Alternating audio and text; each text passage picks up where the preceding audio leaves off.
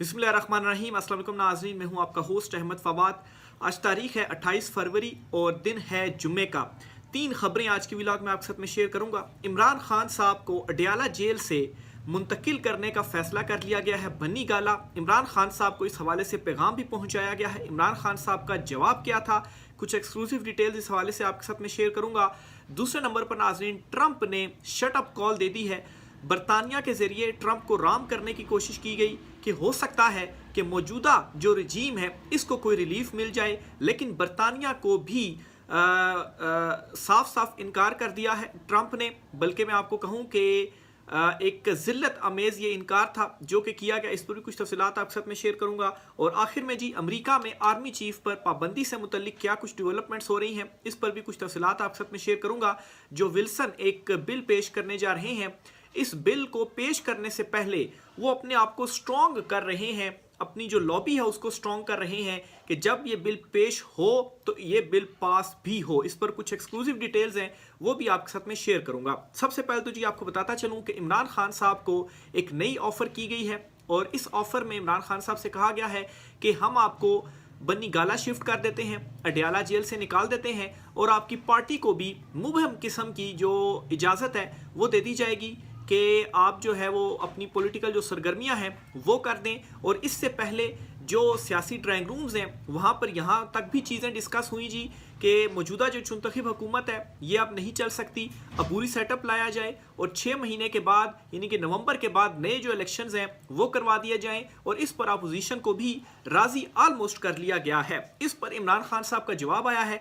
इमरान खान साहब ने एक और आज जो आर्टिकल है वो लिखा है। इससे पहले इमरान खान साहब जो ख़त थे वो लिख रहे थे और अब और उस पर खैर जजिस तक सवाल पूछ रहे हैं कि इमरान खान साहब ये खतूत कैसे लिख रहे हैं, साफ़ी भी परेशान है। तो अब इमरान खान साहब का एक जो आर्टिकल है वो सामने आया है और इस आर्टिकल में इमरान खान साहब ने मज़ीद कुछ खुलकर जो बातें हैं वो की हैं, ये आपके सामने मैं रखता हूँ जी। पाकिस्तानी फ़ौज के वसाइल दहशतगर्दी के संगीन ख़तरात से निमटने के बजाय सियासी मुखालफिन जैसे PTI के ख़िलाफ़ इंतकामी कार्रवाई में सर्व किए जा रहे हैं, ये इमरान खान साहब ने लिखा है जी। इसके अलावा अदलिया जो कि इंसाफ की मुहाफिज होनी चाहिए थी, अब इसे सियासी इस्तेहसाल का एक आला जो है वो समझता हूँ। दहशतगर्दी की अदालतें अब PTI के हामियों से भरी हुई हैं जो बेबुनियाद इल्ज़ामात का सामना कर रहे हैं। इमरान खान साहब ने कहा, घरों पर छापे मारे जा चुके हैं, ख़ानदानों को दहशतगर्दी का निशाना बनाया गया और यहाँ तक कि ख़वातीन और बच्चों को भी इस ज़ालमाना जबर से नहीं बचाया गया। हमारे सोशल मीडिया के रज़ाकार बैरून मुल्क हिमायत करने वाले कारकुनों के ख़ानदानों को हरासा और अगवा किया गया, ये सब इसलिए कि वो इख्तलाफ राय को खामोश कर सकें। ये भी इमरान खान साहब की जानिब से लिखा गया। और मैं आपको ये भी बताता चलूँ कि इमरान खान साहब से मुलाकातें नहीं होने दी जा रही थी। कल भी इमरान खान साहब की मुलाकात थी उनके पार्टी रहनुमाओं से, लेकिन उनकी मुलाकात नहीं होने दी गई। और फिर जी इमरान खान साहब के जो केसेस अडयाला जेल में चल रहे थे उनमें भी लंबी तारीखें डाल दी गई हैं, क्योंकि जब केसेस चलते थे तो वकला और जो मीडिया है वो भी कवरेज करता था, तो वहाँ से भी इमरान खान साहब का जो पैगाम था वो बाहर आ जाता था। लेकिन जी इमरान खान साहब की आवाज़ को रोकने की कोशिश, तो इमरान खान साहब का ये एक जो आर्टिकल है वो सामने आ गया और उसमें इमरान खान साहब ये बातें लिख रहे हैं। फिर इमरान खान साहब ने कहा जी कि अगरचा मुझे खदशात हैं, मैंने PTI की क़यादत को मौजूदा हुकूमत के साथ मुज़ाकरात करने की इजाज़त दी ताकि मज़ीद तशद्दुद और इंसानी हकूक़ की खिलाफ वर्जियों से बचा जा सके। ये इमरान खान साहब ने लिखा, मेरी जमात ने इस्लामाबाद में नवंबर के आखिर में हुकूमत मुखालिफ एहतजाज किया। सिक्योरिटी फोर्सेस के हाथों ने 12 कारकुनों को मार दिया।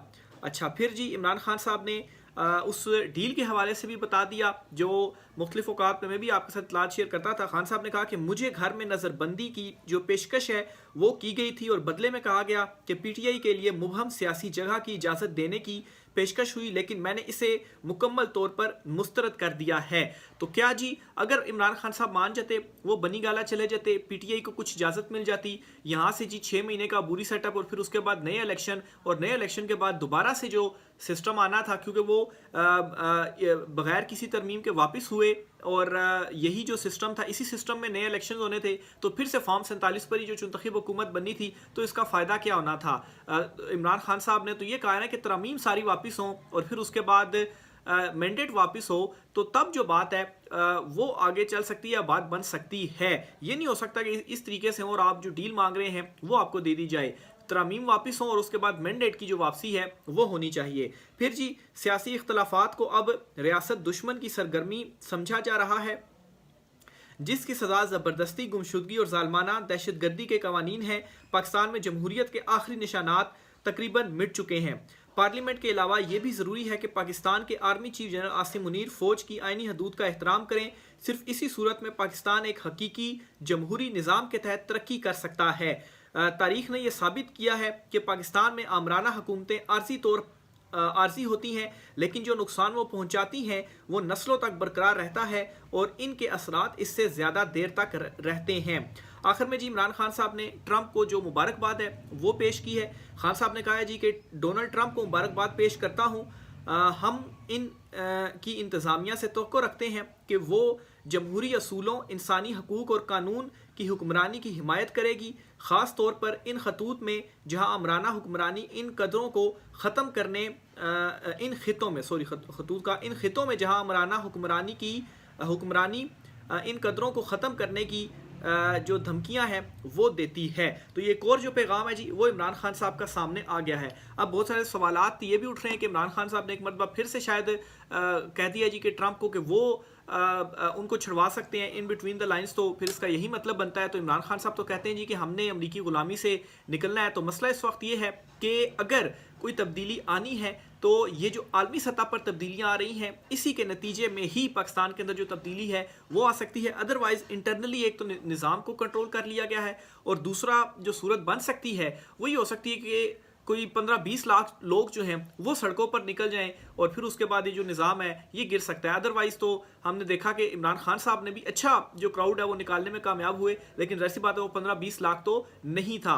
तो एक तो ये सूरत हो सकती है, अदरवाइज़ दूसरी अदालतों के ज़रिए थी। तो अदालतों में भी आज भी एक खबर आई है जी अदालतों से कि 5 जो नए जजेस सुप्रीम कोर्ट में लाए गए हैं उन जजेस को आईनी बेंच के अंदर शामिल कर लिया गया है। तो ना अदलिया के ऊपर एतमाद है तो ये आईनी बेंच के ऊपर अब नए जो जजेस हैं वो भी लाए जा रहे हैं और इसको भी पीसीओ जजेस ही जो नए जजेस आ रहे हैं वो करार दिया जा रहा है। तो इस तरह से तो फिर दूसरा रास्ता अदलिया का था वो भी बंद कर दिया गया। फ्रीडम ऑफ स्पीच जो है उस पर भी कदगने लगा दी गई, बोलने नहीं दिया जा रहा। इलेक्ट्रॉनिक और प्रिंट मीडिया तो बिल्कुल ही आप उसको छोड़ दें। सोशल मीडिया पर जो कुछ आवाज़ें थी उनको भी अब इस तरह से जो है वो पैगामात धमकियाँ मिल रही हैं कि आप खामोश कर जाएं नहीं तो आपको उठा लिया जाएगा।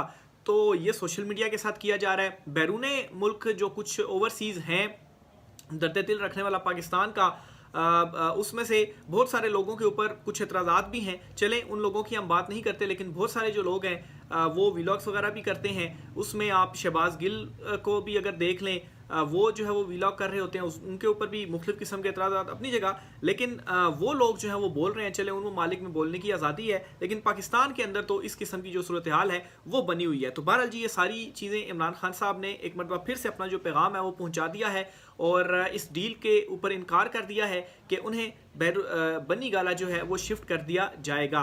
तो ये एक खबर होगी। दूसरे नंबर पर जी ट्रंप की जानिब से शट अप कॉल दे दी गई है और ख़बर आपके साथ ये शेयर करनी है कि बरतानवी जो हुकूमत है जी उसके ज़रिए कोशिश की जा रही थी कि किसी तरीके से ये जो रजीम है मौजूदा ये बरकरार रहे और बरतानिया और जो अमेरिका है वो बहुत ज़्यादा क्लोज़ हैं एक दूसरे के। तो अगर बरतानिया से ये कोशिश हो तो ट्रंप जो है वो शायद टल सकता है या ट्रंप को राम किया जा सकता है, और अगर ट्रंप को राम कर लिया जाता है तो उसका मतलब है कि ये जो रजीम है वो फिर चलती रहेगी। बहरहाल जी बरतानवी वज़ीर-ए-आज़म ने मुलाकात की है ट्रंप से और कल उनकी एक प्रेस कॉन्फ्रेंस भी मुश्तरका हुई है और उस प्रेस कॉन्फ्रेंस का एक वीडियो क्लिप बड़ा जो वायरल है वो हो रहा है। और उस वीडियो क्लिप में जी जो ट्रंप है वो बरतानवी पीएम को ये इनकार कर रहा है कि यूक्रेन का जो है उसको हम नेटो में शामिल नहीं करेंगे और ये जो वार है इसको मैं ख़त्म करवाऊंगा। जबकि जो बरतानवी पीएम है जी वो यहाँ से कह कर गए थे और उन्होंने अपना ये बता दिया था जी कि जो यूक्रेन है उसको हम नेटो में शामिल करेंगे। और जब ये बात ट्रंप की जानिब से बरतानवी वज़ीर-ए-आज़म को कही गई तो बरतानवी वज़ीर-ए-आज़म जो थे वो वहाँ पर बोल नहीं सके कि इसका हम जवाब क्या दें। कम से कम इतना तो डिफेंड आप करें खुद को कि नहीं, पूरा यूरोप जो है वो एक तरफ खड़ा हुआ है, आप उसको नेटो के अंदर शामिल जो है वो करें और अपनी पॉलिसीज़ को रिवर्स करें। और ट्रम्प जो है वो चढ़ाई कर रहा है उनके ऊपर, और एक किस्म की जो है वो इसको तजलील भी करार दिया जा रहा है कि आप यहाँ से क्या कुछ कह कर गए, और फिर उसके बाद जब ट्रंप ने आपसे कहा तो आप वहाँ पर बोल तक नहीं सके अमेरिका के आगे। तो ये अगर बरतानिया की सूरत हाल है तो फिर बरतानिया के ज़रिए जो पैगाम पहुँचाया जा रहा है और रजीम को जो है वो समझा जा रहा है जी कि अगर बरतानिया का होगी सपोर्ट तो वो फिर कायम रहेगी, तो वो तो फिर आप भूल ही जाएँ, उनका तो दूर दूर तक कहीं कोई चांस नहीं है। और फिर जी ट्रम्प जो अमेरिका है इसके ऊपर ही डिपेंड कर रहा है पूरा यूरोप, ख़ास तौर पर सिक्योरिटी के हवाले से। तो ज़ाहिर सी बात है अमेरिका को वो नाराज़ भी नहीं कर सकते और उनके साथ ही उन्होंने चलना है। तो ये जी दूसरी बड़ी ब्रेकिंग न्यूज़ है। और ट्रम्प जो है वो अपनी इस्टेब्लिशमेंट के अगेंस्ट जाकर ही ये जो इक़दामात है वो उठा रहा है, लेकिन वहाँ का चूँकि जो सिस्टम है वो मजबूत है, तो ज़ाहिर सी बात है उसने शटअप कॉल भी दी है जर्नेलों को। और उसने कुछ रोज़ पहले कोई 4-5 बड़े जो जर्नेल थे जो लास्ट रिजीम वाले थे उनको उसने फ़र्क भी किया, लेकिन मजाल है कि वहाँ पर कोई आवाज़ उठी हो कि जर्नेलों को उन्होंने निकाल दिया। नहीं, वहाँ पर जो एक उनका सिस्टम है वो इतना स्ट्रॉन्ग है। और फिर ट्रम्प ज़ाहिर सी बात है एक पॉपुलर लीडर है और एक सपोर्ट के साथ वो आया है, तो वो जो इक़दाम कर रहा है इस तरह से नहीं है कि वहाँ पर जो इस्टेब्लिशमेंट है वो मुकम्मल तौर पर उसके ऊपर हावी हो। तो ये दूसरी बड़ी खबर थी जी। आगे चलते हुए जी एक और ख़बर आपके साथ में शेयर करता चलूँ आर्मी चीफ़ की पाबंदी के हवाले से। जो विल्सन जो हैं उन्होंने एक ट्वीट किया था और कहा है जी कि आलमोस्ट मैंने ड्राफ्ट तैयार कर लिया है, और इस ड्राफ्ट में जी कुछ ताकतवर शख्सियात पर पाबंदी के हवाले से ये जो बिल है मैं पेश करने जा रहा हूँ, और उसमें एक नाम जो है वो आर्मी चीफ का भी शामिल किया गया है। अब जी इसमें लेटेस्ट डेवलपमेंट ये सामने आई है कि जो विल्सन सिर्फ ये ड्राफ्ट ही उसने तैयार आलमोस्ट नहीं किया, बल्कि वो इस हवाले से भी मुतहरिक हो चुका है और मुलाकातें भी कर रहा है और अपना जो एक होमवर्क है वो मुकम्मल कर रहा है कि जब ये बिल पेश हो तो इसको इतनी हिमायत हासिल हो कि ये बिल पास भी हो सके। अब ऐसा तो ना होना चाहिए कि बिल हम पेश कर दें और फिर उसके बाद ये बिल पास नहीं होता, तो फिर क्या फ़ायदा इतनी एफर्ट्स का। तो ये पहले एफर्ट्स जो हैं वो पुट इन की जा रही हैं, कुछ अहम मुलाकातें भी उसकी जानिब से की गई और कुछ जो उसको हिमायत है वो भी मिली है। और मेरे ख्याल से ईद के बाद ये जो बिल है वो शायद पेश किया जाए, क्योंकि ईद के बाद एक तो आलमी सूरत हाल जो होगी वो बहुत हद तक तब्दील हो चुकी होगी। ट्रम्प जो कुछ इक़दामात उसने उठाए हैं इन इक़दामात को इम्प्लीमेंट करवाने में वो कामयाब हो जाएगा, इसके रिज़ल्ट्स जो हैं वो सामने आ जाएंगे। और उस वक्त पाकिस्तान से इमरान खान साहब भी जो है वो उन्होंने भी लॉन्ग मार्च, उनकी भी जो टाइमिंग है वही है। तो मेरा ये अंदाज़ा है कि ईद के बाद ये जो बिल है वो पेश कर दिया जाएगा। आखिर में जी एक और ख़बर आपके साथ में शेयर करता चलूँ जी, जो 5 जजों वाली थी। इसमें जी जस्टिस आज जुडिशल कमीशन का जो इजलास है वो हुआ, और इस इजलास में एक तो जी कुछ जो जजेस तैनात होने थे उन जजेस की मंजूरी दी गई, और फिर जो आइनी बेंच था इसको रिव्यू किया गया और इसमें मज़ीद जो जजेस हैं वो शामिल किए गए। इसकी रीज़न ये है कि चूँकि जो सुप्रीम कोर्ट में कोई 8 नए जो जजेस हैं वो आए हैं, तो इन 8 जजेस के आने से तादाद भी ज़्यादा हो गई है, तो उनमें से कुछ जजेस को आइनी बेंच में भी शामिल किया जाना था। तो 8 में से जी जो 5 नए जजेस हैं उनको आइनी बेंच में शामिल कर दिया गया है। तो खबर आपके साथ शेयर करता चलूँ जी कि इस जुडिशल कमीशन के इजलास में जी जस्टिस मुनीब अख्तर, जस्टिस मंसूर अली शाह और बैरिस्टर गौहर और अली ज़फ़र, ये 4 लोग थे जी जिन्होंने मुखालफत की कि इस इक़दाम की हम मुखालफत करते हैं, जबकि जो दीगर थे जी उन्होंने इसकी हिमायत में वोट दिया, और आइनी बेंच में जजेस की तादाद 8 से बढ़ाकर 13 जो है वो कर दी गई है। अब ये जो जजेस शामिल किए गए हैं इनमें justice Hashim Kakar, justice Aamir Farooq, justice Ishtiaq Ibrahim, justice Shakeel Ahmed और जस्टिस सलाहुद्दीन जो है इनको शामिल किया गया है। आइनी बेंच में बलूचिस्तान से 1, KP से 2, सिंध और इस्लामाबाद से 1 जज को शामिल जो है वो किया गया है।